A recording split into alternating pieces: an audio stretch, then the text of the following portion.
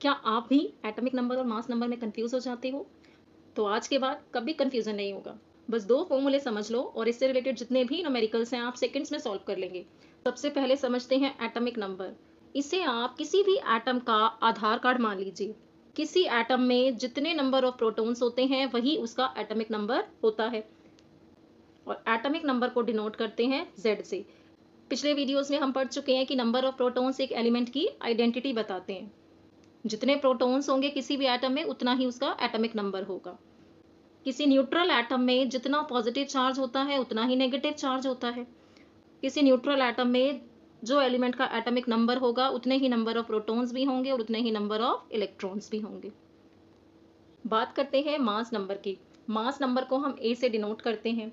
सोचो कि एटम का सारा मास आखिर कहाँ से आता है? क्या एटम का सारा मास सिर्फ सेंटर में होता है, यानी न्यूक्लियस के अंदर? न्यूक्लियस में क्या है? प्रोटॉन्स और न्यूट्रॉन्स। सिंपल वर्ड्स में मास नंबर किसके बराबर है? Number of protons plus number of neutrons के। पर रुको, अब क्वेश्चन ये उठता है कि किसी भी एटम के अंदर तो इलेक्ट्रॉन्स भी होते हैं, फिर मास नंबर में इन इलेक्ट्रॉन्स को क्यों ऐड नहीं करते? इलेक्ट्रॉन्स भी तो एटम का हिस्सा ही हैं। बताओ। मैं बताती हूँ। इलेक्ट्रॉन का मास इतना कम होता है, नियरली जीरो, कि उसको हम क्या ले लेते हैं? नेग्लिजिबल ले लेते हैं। जब इलेक्ट्रॉन का मास इतना कम है कि उसे लगभग जीरो मान लिया जाता है, नेग्लिजिबल है वो, इसका मतलब एटम का जो सारा मास है वो कहाँ से आ रहा है? न्यूक्लियस से, सिर्फ और सिर्फ प्रोटॉन और न्यूट्रॉन से। इसलिए मास नंबर में प्रोटॉन और न्यूट्रॉन ही गिने जाते हैं। A means mass number, P means proton और N means neutron. Mass number is equal to number of protons plus number of neutrons. ये क्या दिखाया हुआ है? ये आपको न्यूक्लियस दिखाया हुआ है। न्यूक्लियस के अंदर रेड से तो प्रोटॉन हो गए और ब्लू से क्या हो गए? न्यूट्रॉन। तो प्रोटॉन और न्यूट्रॉन न्यूक्लियस के अंदर होते हैं। अब प्रोटॉन और न्यूट्रॉन्स को मिला करके एक स्पेशल नाम दिया गया न्यूक्लियॉन्स, क्योंकि प्रोटॉन और न्यूट्रॉन्स जो है वो न्यूक्लियस के अंदर प्रेजेंट होते हैं, तो इन्हें मिला करके क्या बोला गया? Nucleons, found in nucleus. अब एग्जाम में सबसे ज्यादा पूछे जाने वाला सवाल कि किसी भी एटम के न्यूट्रॉन फाइंड करने हो तो कैसे करेंगे? इसके लिए हमें रिलेशनशिप समझना पड़ेगा मास नंबर में और एटॉमिक नंबर के बीच में। बस ये एक फॉर्मूला जो आपको टॉपर्स की लिस्ट में ले जाएगा। इस फॉर्मूले को समझने से पहले रिप्रेजेंटेशन ऑफ एन एलिमेंट समझते हैं। ये क्या है? किसी भी एलिमेंट को रिप्रेजेंट कैसे करते हैं? Na किसका सिंबल होता है बेटा? सोडियम का। लेफ्ट साइड में टॉप में जो लिखा है वो इसका मास नंबर है। लेफ्ट साइड में जो बॉटम पे लिखा है वो सोडियम का एटॉमिक नंबर है। हमें ध्यान रखना है, बड़ा नंबर ऊपर आएगा और छोटा नंबर नीचे आएगा। सिंपल सी चीज सुनो, अगर मुझे नंबर ऑफ न्यूट्रॉन्स निकालने हैं तो बड़े नंबर में से मैं छोटा नंबर माइनस कर दूंगी। इट मीन्स 23 माइनस 11 कर दो तो 12 क्या आ गए? न्यूट्रॉन्स। अब इसको यहाँ समझो, मास नंबर क्या है बेटा? 23। ये एक एटम है, ये इसके अंदर न्यूक्लियस है। न्यूक्लियस में क्या है? Proton plus neutron. तो प्रोटॉन प्लस न्यूट्रॉन क्या है हमारे पास? 23। जेड क्या होता है? Atomic number. एटॉमिक नंबर कितना है? 11। और एटॉमिक नंबर किसके बराबर होता है? प्रोटॉन के। इट मीन्स प्रोटॉन कितने हैं? 11। मुझे गिवन है कि प्रोटॉन प्लस न्यूट्रॉन कितने हैं? 23। और प्रोटॉन सेकंड लाइन में दिए कितने हैं? 11। तो प्रोटॉन की जगह 11 पुट करूंगी। 11 plus N is equal to 23। तो n कैसे आ जाएगा? n आ जाएगा 23 माइनस 11 करके।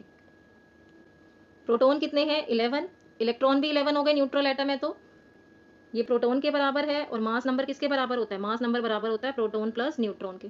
मास नंबर कितना है? 23 और प्रोटॉन कितने हैं? 11। 23 माइनस 11 किया तो नंबर ऑफ न्यूट्रॉन्स आ गए 12। बस यही ट्रिक याद रखना कि बड़ा नंबर से छोटा नंबर माइनस करेंगे तो नंबर ऑफ न्यूट्रॉन्स आ जाएंगे, कभी गलत नहीं होगा।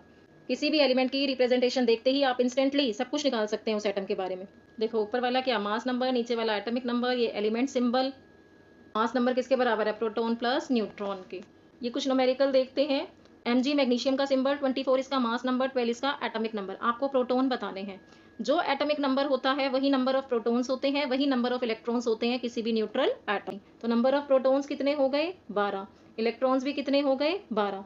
न्यूट्रॉन कैसे निकालेंगे? बड़े नंबर में से छोटा नंबर माइनस कर दो तो न्यूट्रॉन हो गए 24 माइनस 12। आप ऐसे समझो कि ऊपर वाला मास नंबर था A, वो दिया था मुझे 24 और A किसके बराबर था? प्रोटॉन प्लस न्यूट्रॉन के। यानी कि A की जगह मैं 24 लिखूं और प्रोटॉन कितने हैं? 12। 12 प्लस न्यूट्रॉन, तो न्यूट्रॉन कितने आ गए? इस 12 को इधर ले जाओ, 24 माइनस 12 करके न्यूट्रॉन आ गए 12। नेक्स्ट देखो, एल्यूमिनियम है, मास नंबर 27 और एटॉमिक नंबर 13। प्रोटॉन हो गए 13, इलेक्ट्रॉन भी 13। मास नंबर क्या है? प्रोटॉन प्लस न्यूट्रॉन होता है मास नंबर।